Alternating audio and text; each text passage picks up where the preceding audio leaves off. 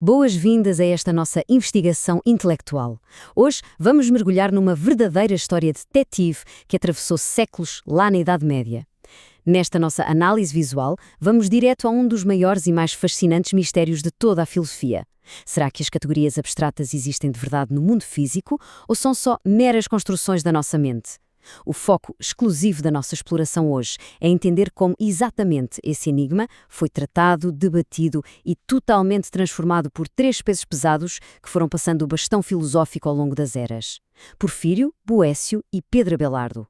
É uma jornada e tanto, que vai desde a essência física das coisas até ao poder absoluto e revolucionário da nossa linguagem.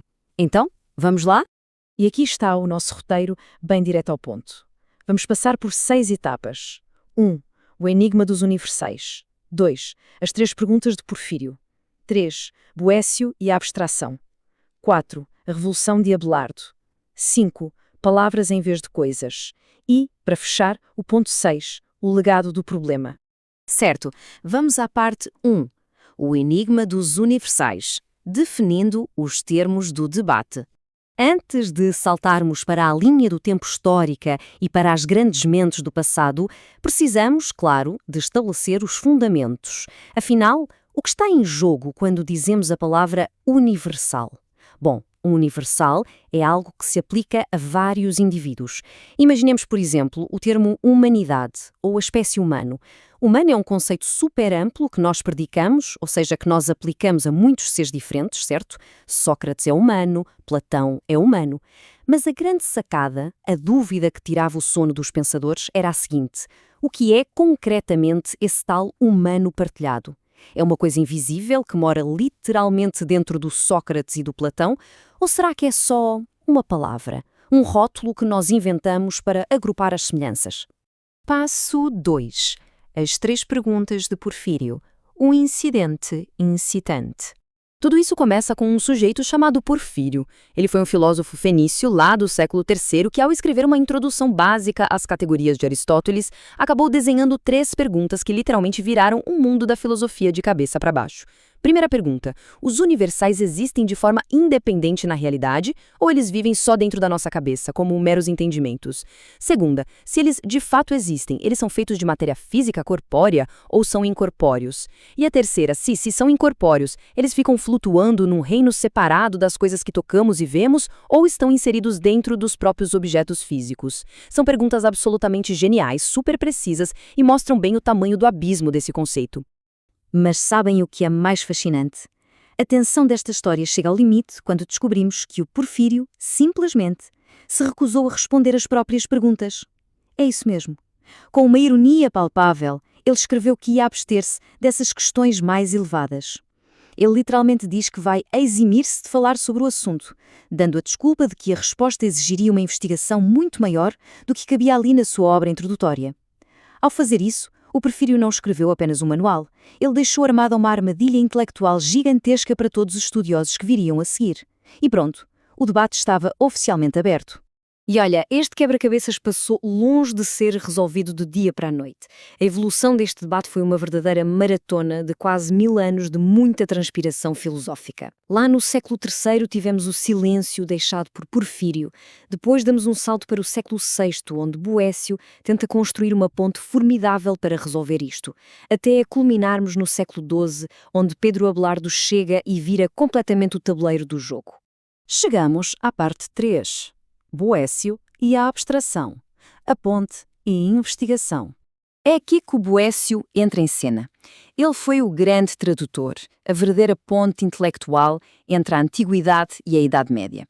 Quando ele se deparou com a obra do Porfírio, percebeu na hora que não dava para simplesmente ignorar aquelas perguntas.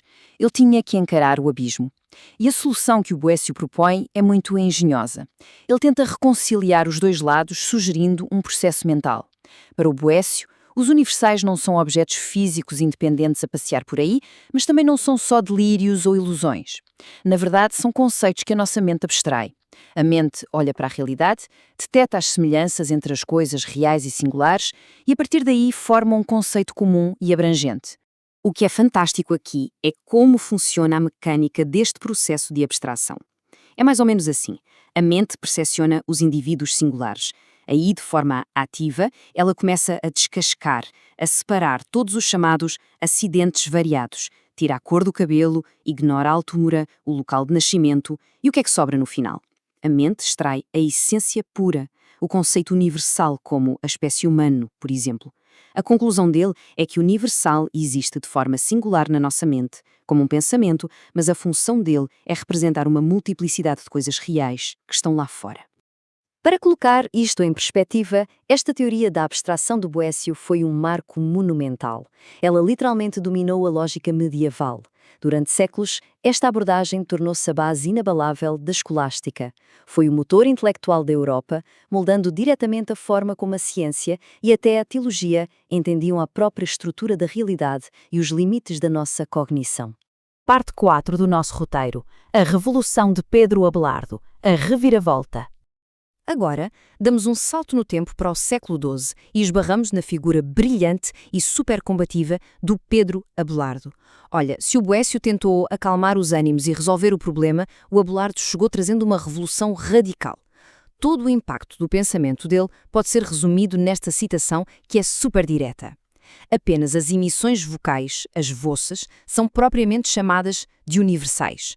Pensem no peso disto. Ele está a pegar no problema que estava preso lá no reino da física e da metafísica e a atirá-lo direto para o reino da linguagem e da gramática. E para entendermos o quão radical isto era na época, precisamos de um pouquinho de contexto. O mestre do Abelardo, o Guilherme de Champeus, defendia o realismo de essência material, que é basicamente a ideia de que o universal é uma coisa material, uma res subjacente, que está fisicamente presente em todos os indivíduos. O Abelardo simplesmente destruiu essa ideia perante os seus contemporâneos, instaurando o que chamamos de nominalismo. Ele argumentou que afirmar que a exata mesma essência material está dentro do Sócrates e do Platão em simultâneo gerava contradições lógicas totalmente absurdas. Então, a conclusão do Abelardo: os universais são meramente palavras. As voxes, sons que nós humanos inventamos para conseguir comunicar. Secção 5. Palavras em vez de coisas. Desarmando a armadilha.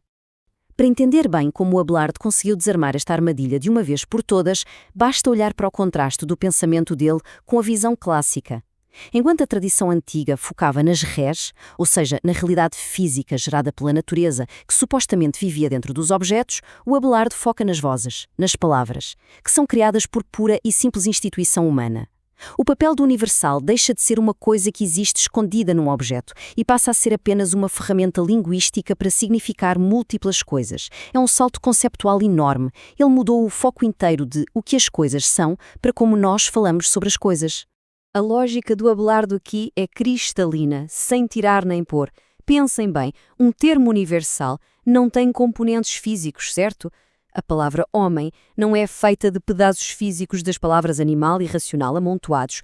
Um universal é, no final das contas, apenas um som, uma emissão de voz que foi concebida para ser dita sobre vários sujeitos diferentes. É tudo uma convenção nossa. E isto provou que aquele enigma milenar que o Porfírio deixou para trás era, em grande parte, uma ilusão criada pelo simples facto de misturarmos as regras da gramática e dos signos com a física real do universo. E chegamos à nossa última parte, 6, o legado do problema, a evolução do pensamento.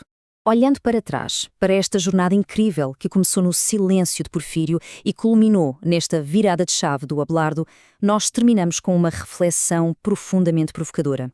Se aceitarmos a premissa de que as categorias, os géneros e as espécies são, na verdade, só palavras convencionadas por nós, então a realidade sólida e objetiva está restrita única e exclusivamente aos indivíduos singulares. E se for esse o caso, fica a pergunta: quanto daquilo que nós juramos ser a estrutura fundamental do universo é de facto realidade física?